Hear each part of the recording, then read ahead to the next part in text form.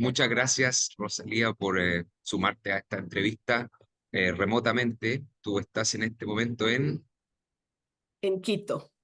en Quito y yo en este momento en Bruselas, pero bueno, luego de habernos conocido en un congreso internacional y haber establecido este contacto, finalmente tenemos la ocasión de conversar un poco para la Fundación Dicta, así que te agradecemos mucho esta participación. Voy a comenzar con una referencia a Nelson Mandela, que en mi cuaderno de anotaciones tiene notas de cosas, y justo abrí la página y me salió esta cita de Nelson Mandela que dice: la educación es el arma más poderosa que puedes usar para cambiar el mundo. Te juro, fue solo coincidencia.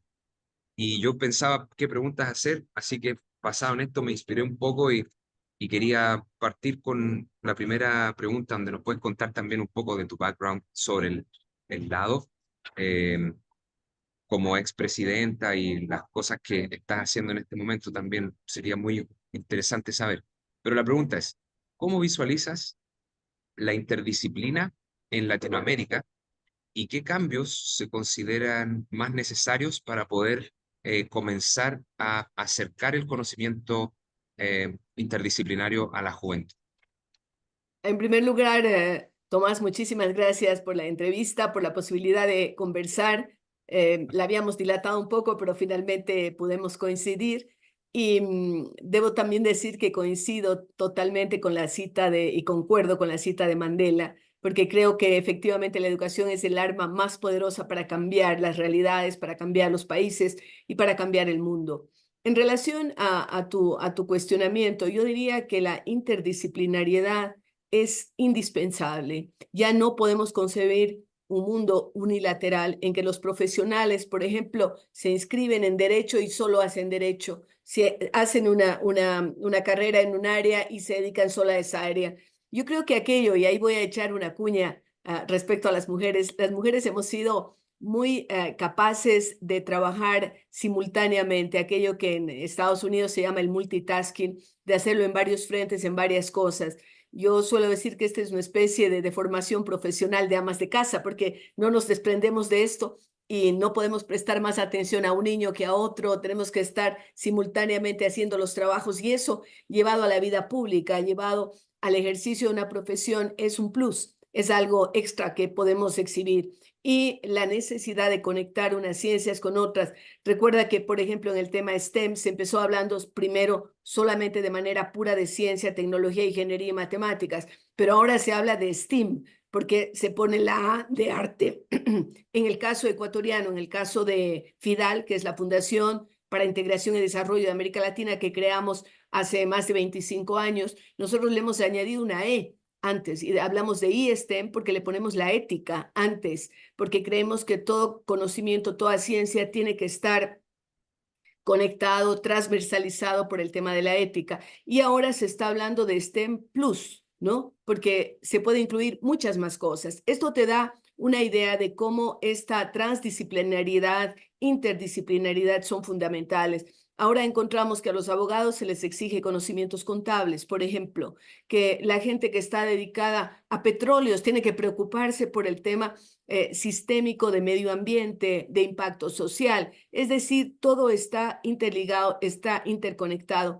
Yo allí soy seguidora de un gran personaje de la historia que a veces no se lo recuerda, pero que ventajosamente gracias a una última biografía que leí sobre él, lo traigo a colación. Se trata de Humboldt. Humboldt hablaba hace 200 años, más de 200 años de cambio climático y hablaba también de esa conexión entre todos los mundos, el mundo de la naturaleza totalmente interconectado. Cuando él subió al Monte Chimborazo, aquí en el Ecuador, desarrolló su teoría de la naturgermalia, decir, de la conexión de todo, los seres inanimados con los animados, la Patagonia con el Congo, en fin, absolutamente todo. En ese sentido, entonces, yo creo y he tratado a lo largo de mi vida de aplicar eso que ahora se le llama forma de actuar o conocimiento holístico. En mi época ni siquiera existía la palabra holística o no se la usaba, pero he tratado de hacerlo en mis diferentes funciones. Me tocó ser la primera mujer ministra de Educación, Cultura y Deportes del Ecuador vicepresidenta, presidenta, he estado en un organismo muy preocupado por los temas ambientales, como es la Organización del Tratado de Cooperación Amazónica en Brasil. He tenido la suerte de trabajar para la Enciclopedia Británica como miembro del Consejo Editorial o también en el board directivo de la Biblioteca de Alejandría. Ahora en Quito estamos creando un ecomuseo biblioteca. Imagínate toda la mezcla que hacemos allí de museo, de biblioteca, con lo ecológico, con lo arqueológico, con lo cultural, con lo educativo.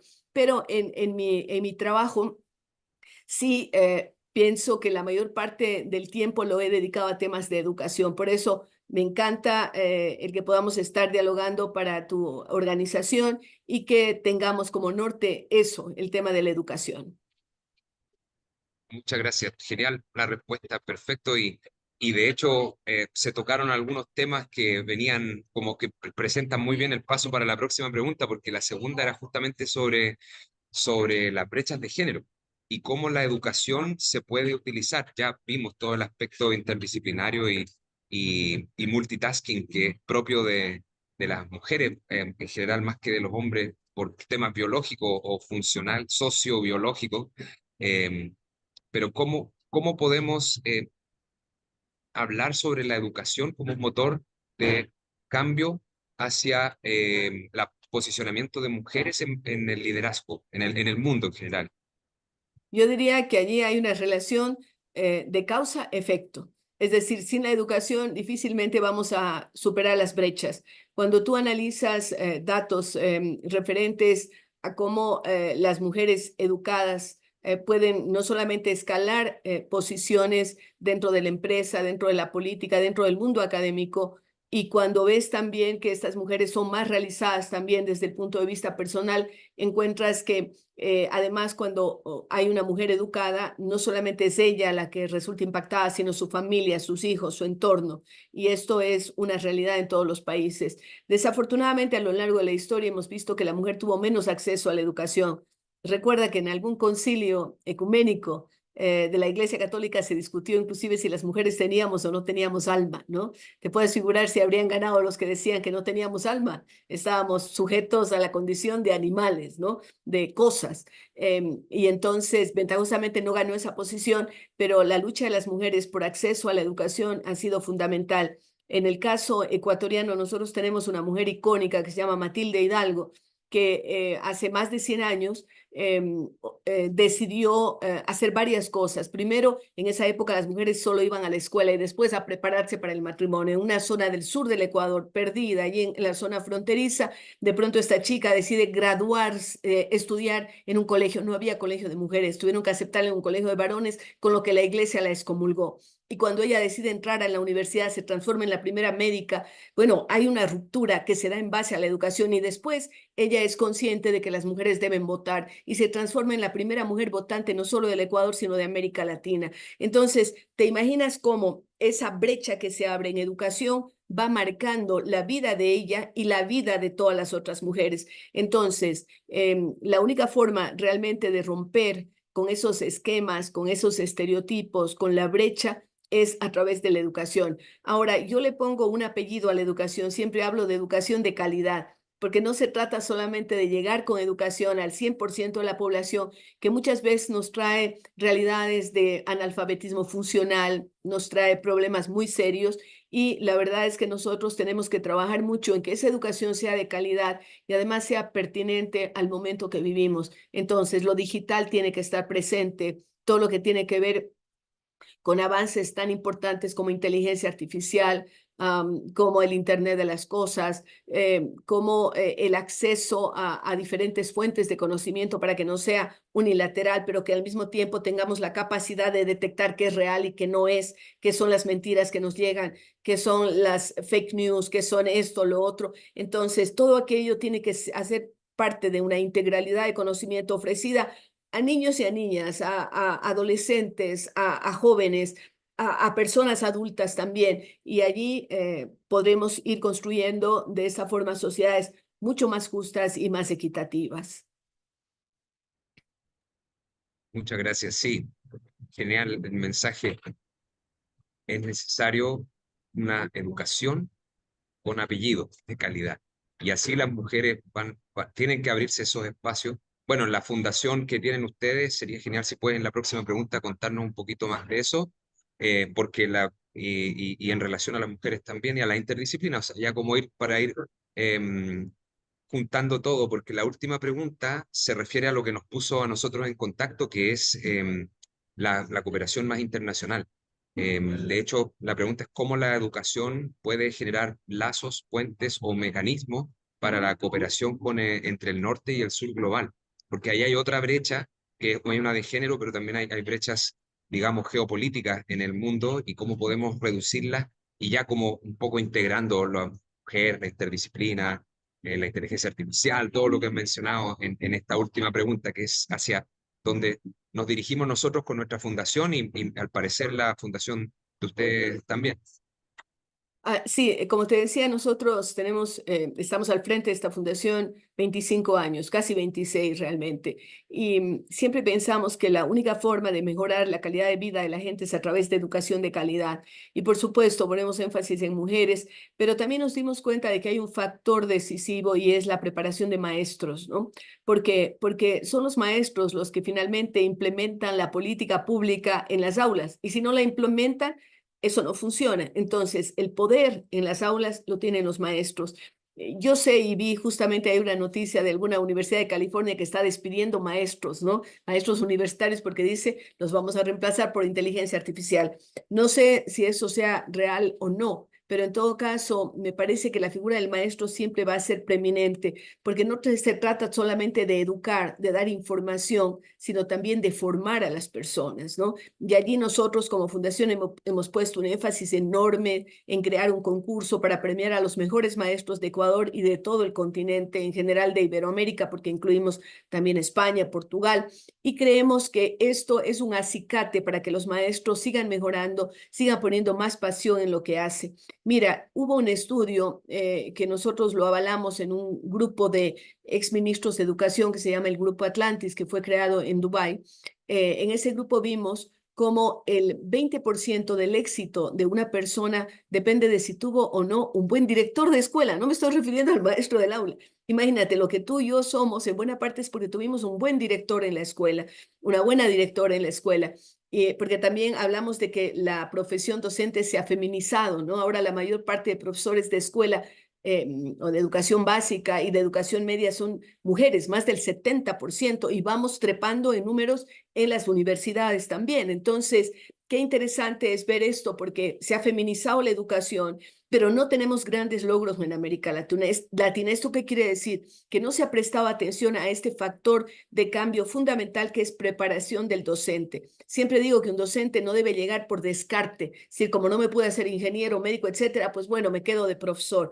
Ese profesor no funciona. Lo que hay que buscar es gente que tenga mística, que los docentes sean bien pagados, pero que al mismo tiempo la sociedad pueda exigirles más porque están bien preparados. Entonces, por allí yo apuntaría a soluciones en lo que tiene que ver con América Latina, la relación frente al norte. Nosotros hemos visto que en muchos países en donde se ha multiplicado la inversión en educación, el hecho de que los estudiantes mejoren, llámese Finlandia, por ejemplo, y en general todos los países nórdicos, pero también hemos visto inversión enorme de Corea, de Singapur, de la misma China, ¿no? China ha invertido ingentes cantidades, inclusive en preparar a sus profesionales en universidades norteamericanas, ¿no? Que han sido tradicionalmente las mejores ranqueadas. Esto está cambiando y va a cambiar probablemente de manera muy significativa en los próximos años, porque ya no hablamos de la unipolaridad, hablamos ni de la bipolaridad, hablamos de la multipolaridad. Y bueno, América Latina debería jugar un rol más importante porque tenemos además una gran cantidad de recursos naturales, porque tenemos una población bastante joven, que esto es importante. Veíamos los datos estadísticos ahora con la ola diríamos así, antimigratoria en los Estados Unidos con el actual presidente de ese país. Sin embargo, veía datos de que la población de Estados Unidos no envejece, como le pasa mucho a Europa, es por el contingente latinoamericano, ¿no? Porque la población joven de América Latina representa un porcentaje altísimo y el crecimiento de esa población va a implicar también cambios importantes en ese país. Entonces, creemos que evidentemente la educación es un factor disruptivo, es algo que tenemos que seguir trabajando, que tenemos que seguir hablando, si es que queremos realmente que esas brechas se llenen y que podamos tener un mundo en que no nos domine la inteligencia artificial, en que nosotros dominemos la inteligencia artificial, en que nosotros hagamos las cosas como deben hacerse de una manera, ojalá conjunta entre los países del sur, que podría arrojar buenos resultados. Muchísimas gracias. Eh, Muchas Genial. No gracias sé también. si quieres cerrar con bueno, ese último mensaje en realidad es un cierre muy, muy interesante. Y creo que para nosotros ha sido un honor realmente tenerte como fundación, poder hablar con alguien que ha tenido una trayectoria y un impacto tan significativo en el fenómeno de la educación y de la mejora de la calidad de la educación en Latinoamérica y en el mundo. Es algo que realmente valoramos mucho. Así que espero que podamos continuar en contacto en Por el futuro supuesto. para próximas iniciativas. Y bueno, voy a detener acá la entrevista. Muchas gracias. Gracias y buen viaje porque sé que estás en el aeropuerto.